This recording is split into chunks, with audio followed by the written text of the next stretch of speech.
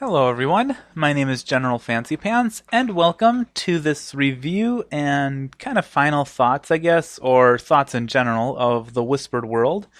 First off, if you watched my Let's Play, thank you so very much. I really do appreciate it. I really enjoyed this game a lot, and I hope you did too.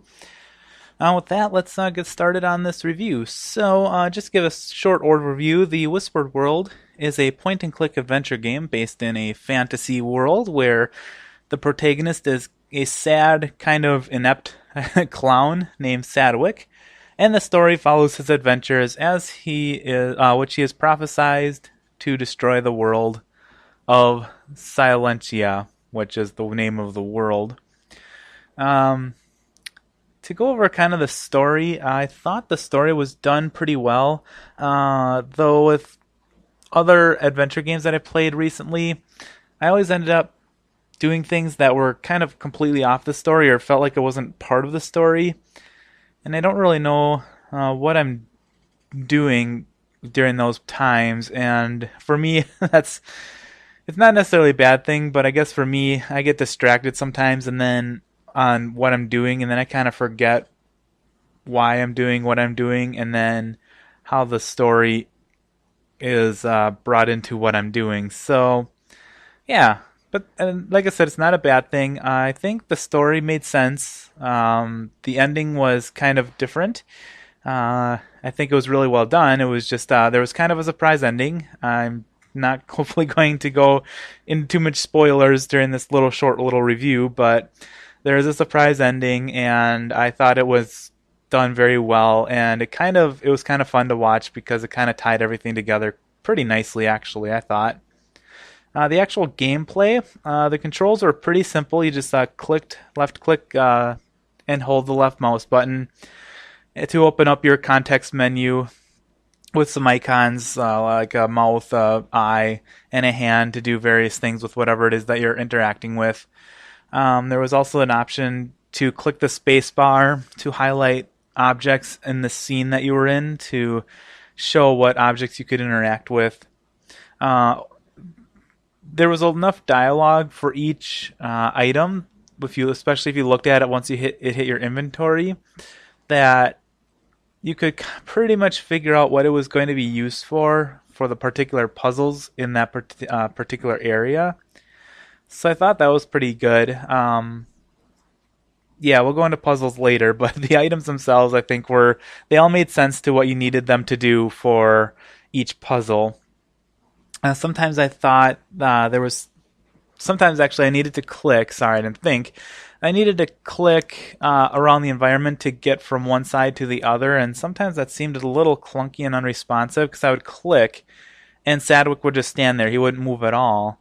And then after maybe the second or third click, he would finally move. And I don't know if that was just the game trying to catch up a little bit with what I was doing, or if there was a little bit of a loading or waiting for something else to happen before Sadwick would actually move. I'm not really sure.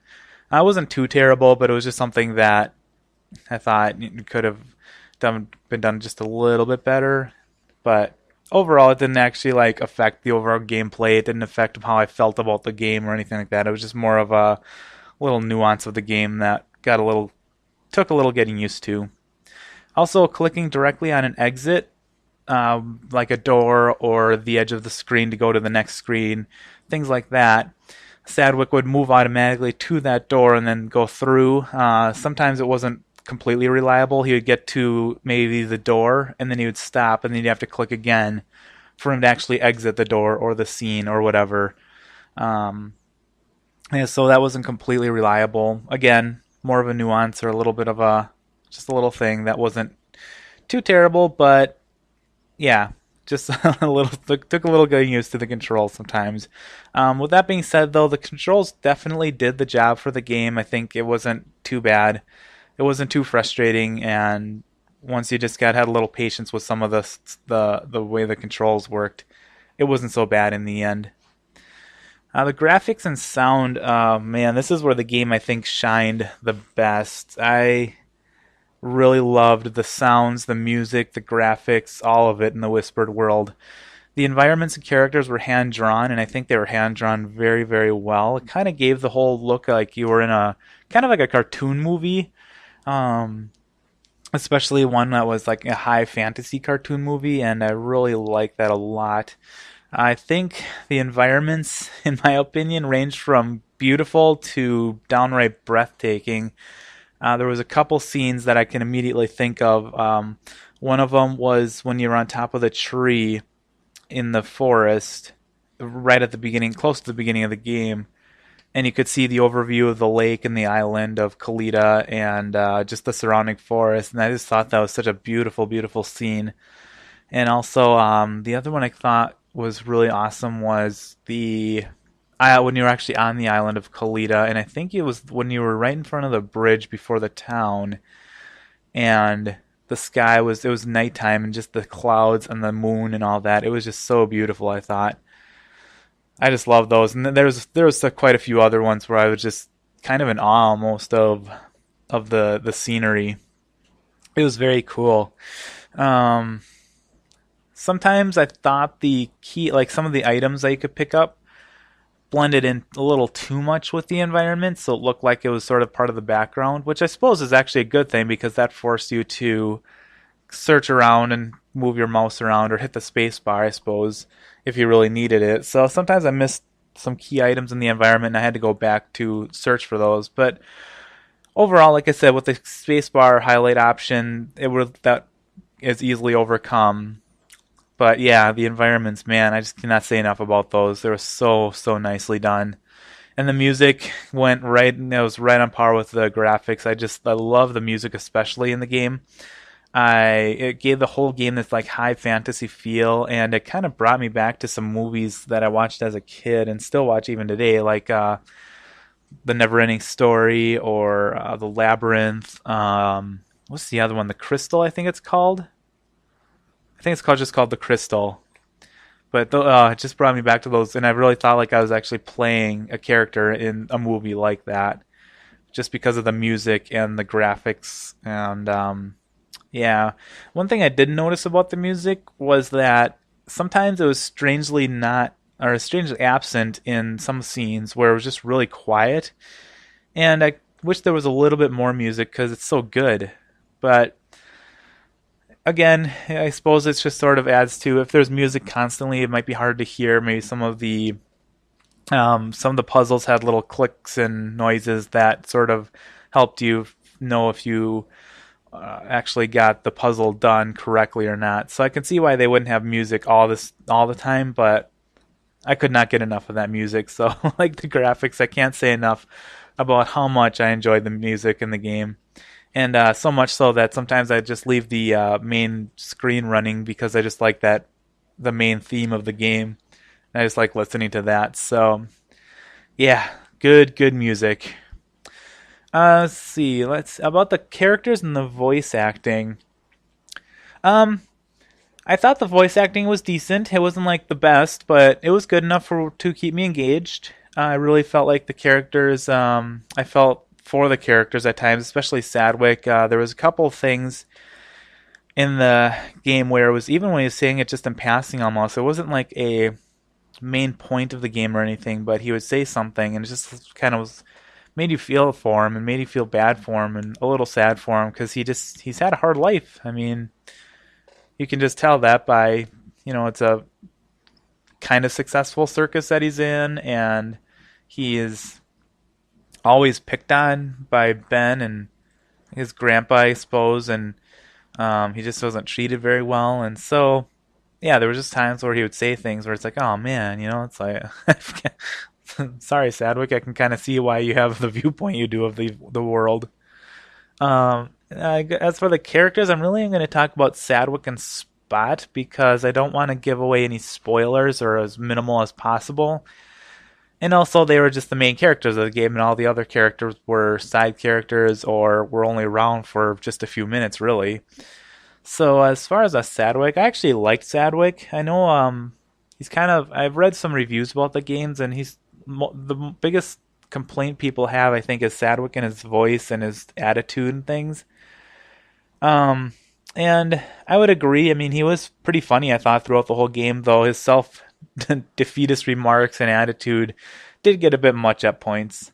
But yeah, I have read that people don't like his actual how the voice actor did his voice, but I didn't mind it that much. I thought it wasn't that big of a deal. I mean, you can't really control how your voice sounds, quote unquote, in the real world, and I know that you can change that for the game, but it kind of, I think it added to his awkwardness and his self confidence, or lack of self confidence. I did wish that as Sadwick progressed through the games and solved puzzles and accomplished things that were challenging or kind of made him grow a little bit, I guess you'd say, that his attitude would change or his self confidence would grow, and by the end of the game, not that he'd be a completely self confident, I can do whatever I want kind of a thing, but more of a, I guess, that he'd feel like, hey, I'm worth something. I can do this. I'm valuable. Things like that. Just kind of, I don't know. I wish they would have added like a mechanic like that to the game. But unless I completely missed something, and he did, and I just wasn't paying attention that much by the end of the game. But I didn't see that. Um, yeah, overall, I thought Sadwick was a great protagonist, and he's kind of the anti-hero. I mean, considering his attitude towards everything, and yeah. As for Spot, I thought Spot was an awesome companion to Sadwick because he's kind of the perfect companion for Sadwick. He doesn't speak. He kind of just does whatever Sadwick asks him to do, and he's very happy-go-lucky. Spot is a caterpillar, by the way, so he's he's Sadwick's pet. So and he can, yeah, he just sort of went with the flow with things, where Sadwick just took things as another negative in his life. Spot just sort of went with the flow, and he was eager to help out, and he was eager to do stuff, and so he was kind of the, uh, yeah, I think he complimented Sadwick very well. And it was really, there was some really nice moments in the game between Spot and Sadwick. Again, very passing moments, not meant to be the focal point, but just little things that would happen when Sadwick asked Spot to do things. Like one instance would be right in the beginning of the game, Sadwick asked Spot to do something, and Spot jumped in his arms and licked Sadwick on the face, and Sadwick was very, very happy. You could just tell that they just kind of love each other, like a boy and his dog kind of a thing. So I like that. So those are kind of the two main characters. There's obviously many other characters in the game, and I guess maybe the other person I could talk about is Luke Ho, who is kind of the main bad guy of the game. And I thought he did his part pretty good. I'm not going to talk too much about him because, again, spoilers and all that. But for what was needed in the game, he did his part well. As for the puzzles in the game, I thought the puzzles were pretty good. Some of them were very obtuse, um, as far as how to actually solve the puzzle. Um, they were definitely challenging. There was some times where I'll admit I had to use walkthrough or look up the answer to the puzzle because I just had no idea. And I know that to some degree, once you get to a certain point in an adventure game, if you're stuck, you just try absolutely everything, absolutely everywhere. But there's a lot to this game, and each scene had kind of a lot to do. So it, I don't know, maybe I just don't have the patience for it. But um, yeah, some of the puzzles. There's one, I guess I can talk about this one, I suppose, because it's not. I don't know. I'll talk about this one. So in part of the game, you pick up a coin, and you have to make the coin into an arrowhead, and the it's just, you would never think of doing that, or I didn't certainly think of doing that. And even when you use the coin to, or use the coin on the object you need to use to make an arrowhead, Sadwick says something completely like not even relevant to it making an arrowhead, and all of a sudden it's an arrowhead. And I don't know, it's things like that where I wish there was like maybe a little hint system, not to give you the answer to the puzzle, but just to push you in the right direction and be like, hey, you have this, or this look could be potentially this, that kind of thing. And but then it's up to you to figure out how to get it to be like that. So I don't know, something like that. Again, That's just me kind of wishing that I had a little more hand holding, just a little bit, not so much where it's easy to get through the game, but just to push you in the right direction sometimes. Um, yeah, but overall, I thought the most of the puzzles I really didn't have that much trouble with. I could kind of figure them out. The ones where Spot was involved and you had to change him, he has various forms that he can change into, and the puzzles that required him to change different forms and stuff, those were a little tricky too, because you don't know exactly why or how Spot is in those forms per se sometimes. And again, I wish that there would be a little bit more dialogue or something to be like, hey, when Spot is in this form, he's a little heavier or he's a little lighter or he can manipulate this, that kind of thing. But like I said, overall, I think the puzzles were pretty decent. And I felt a sense of accomplishment when I finished them or solved them.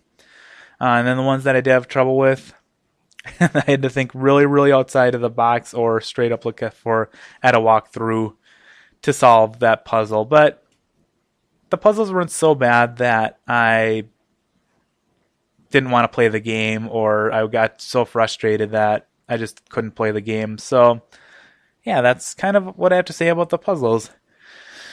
Uh, yeah, with that, kind of my final thoughts on the game. Yeah, again, if you watched my playthrough, thank you so very much. I appreciated it. I really thought this game was amazingly good. If you really want a decent point and click adventure game with beautiful environments, great music, great sound, challenging puzzles, and mostly lovable characters. There's some characters in there were kind of like meh, but mostly lovable characters. I definitely say give the Whispered World a try. If you haven't watched my playthrough or someone else's playthrough, of course, because then you know all the answers to the puzzles, so it'd be kind of pointless. But yeah, if you really want a decent point and click adventure game, I'd say give this one a try. It's definitely worth a look. It's really fun, and yeah, I hope you enjoyed this review. I hope it was helpful to you, and I will see you next time. And whatever Let's Play is next. Until then.